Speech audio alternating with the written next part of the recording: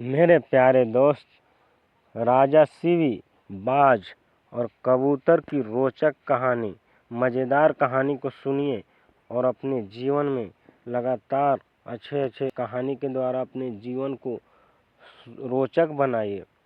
सीनर पुत्र महाराजा शिवी बड़े ही दयालु और शरणागत वत्सल से। एक बार राजा एक महान यज्ञ कर रहे थे। इतने में एक कबूतर आता है और राजा की गोद में छिप जाता है। पीछे से एक विशाल बाज वहां आता है और राजा से कहता है, राजन, मैंने तो सुना था आप बड़े ही धर्मनिष्ठ राजा हैं, फिर आज धर्म विरुद्ध आचरण क्यों कर रहे हैं? यह कबूतर मेरा आहार है और आप मुझसे मेरा आहार छीन रहे हैं।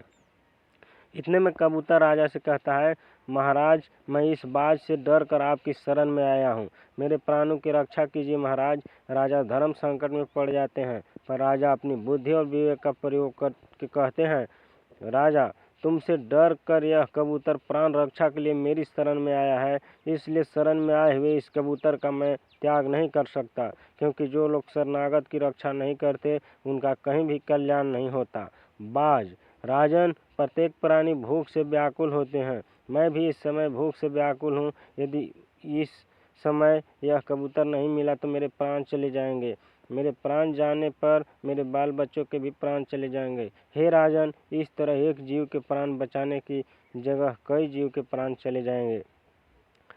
पढ़ें बाज की उड़ान। राजा, शरण में आए इस कबूतर को तो मैं तुम्हें नहीं दे सकता, किसी और तरह तुम्हारी भूख शांत हो सकती हो तो बताओ, मैं अपना पूरा राज्य तुम्हें दे सकता हूँ, पूरे राज्य का आहार तुम्हें दे सकता हूँ, अपना सब कुछ तुम्हें दे सकता हूँ, पर यह कबूतर तुम्हें नहीं दे सकता।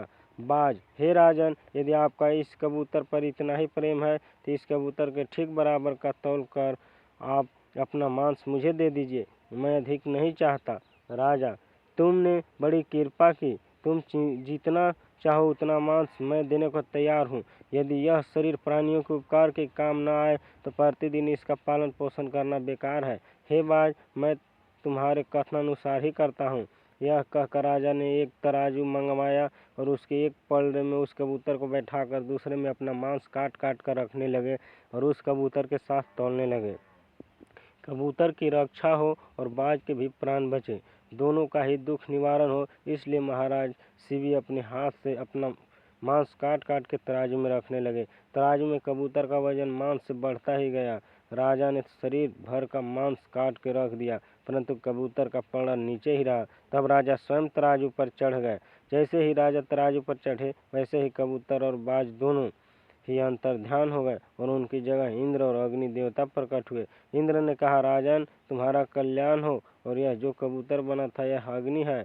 हम लोग तुम्हारी परीक्षा लेने आए थे। तुमने जैसा दुष्कर कार्य किया है वैसा आज तक किसी ने नहीं किया। जो मनुष्य अपने प्राणों को त्याग कर भी दूसरों के प्राणों की रक्षा करता है वह परम धाम को प्राप्त करता है। अपना पेट भरने के लिए तो पशु भी जीते हैं, पर संसार के योग्य जीवन तो उन लोगों का है जो दूसरों के लिए जीते हैं। इंद्र ने राजा को वरदान देते हुए कहा, तुम चिरकाल तक दिव्य रूप धारण करके पृथ्वी का पालन कर अंत में भगवान के ब्रह्मलोक में जाओगे। इतना कहकर वे दोनों अंतर्ध्यान हो गए।